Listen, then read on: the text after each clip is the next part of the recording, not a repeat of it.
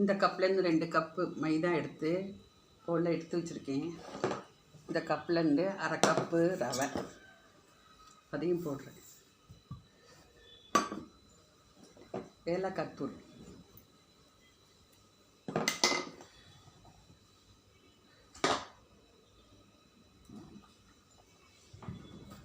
சோம்பு போட்டால் நல்லா வாசனையாக இருக்கும்.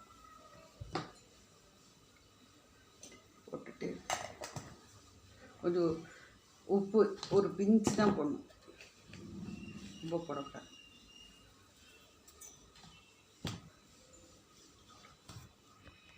ரொம்ப போடக்கூடாது, இல்லாட்டி சாஃப்டாக போயிடும், கிரிப்ஸியாக இருக்காது. இப்போ வந்து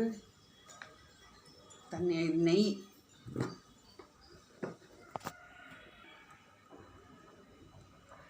மாவுக்கு தேவையான அளவு, பிசைறதுக்கு தகுந்த அளவு நெய் போட்டிக்கணும். இது வந்து மைதாவில் செய்கிற நார்த் இந்தியா ஃபேமஸ்ஸு கஜூர் சொல்லுவாங்க. இது நம்ம வந்து இனிப்பு குழந்தைங்களுக்கு எண்ணெயில் வறுத்து கொடுத்தா நல்லாயிருக்கும். அதுக்காக இதை செஞ்சு காட்டுன்னு பாருங்கள். பிடிக்க வரணும். இப்போ வந்து தண்ணியை லேசாக ஊற்றி பிசைய போகிறேன். இல்லை பவுடராக்கி இல்லை இப்போ கொட்ட போகிறேன் பாருங்கள். இது ஒவ்வொரு இதே மாவையும் வறுத்து எடுக்க போகிறேன்.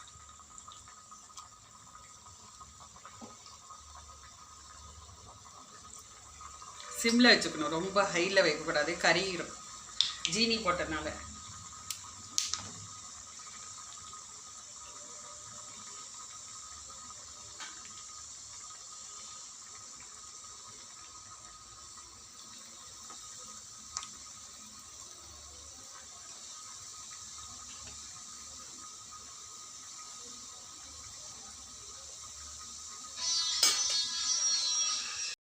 இந்த இது மைதா மாவில் செஞ்ச பிஸ்கட்ஸ் மாதிரி இருக்கிற இதை வந்து இந்த செஞ்சு வச்ச ஐட்டத்தை எண்ணெயில் போட்டு பொரிக்கிறேன். நல்லா கோல்டன் ப்ரௌனாக ஆகும். கோல்டன் ப்ரௌனாக வந்து இப்படி வந்து எடுக்கலாம், சூப்பராக இருக்கும். சாப்பிட்ட குழந்தைங்களும் விரும்பி சாப்பிடுவாங்க.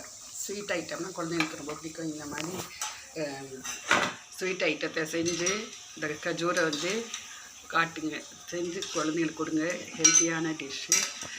இது வெந்ததை வந்து எடுத்து பவுலில் ட்ரான்ஸ்ஃபர் பண்ணுறேன். நல்லா சாப்பிட கிரிப்ஸியாக இருக்கும். மேலே உள்ளுக்கு நல்லா மாவு வெந்திருக்கும். சிம்லேயே வச்சு செய்கிறனால இதை செஞ்சு பாருங்கள், ஷேர் பண்ணுங்கள். இந்த பிஸ்கெட்டை குழந்தைங்களுக்கு விரும்பி சாப்பிடுவாங்க. இந்த மாதிரி செஞ்சு கொடுங்க. நல்லா இந்த நார்த் இந்தியன் இது கச்சூருன்னு சொல்லுவாங்க. இங்கே நம்ம இஷ்டத்துக்கு ஏதாச்சும் ஒரு பேர் வச்சுக்கலாம்.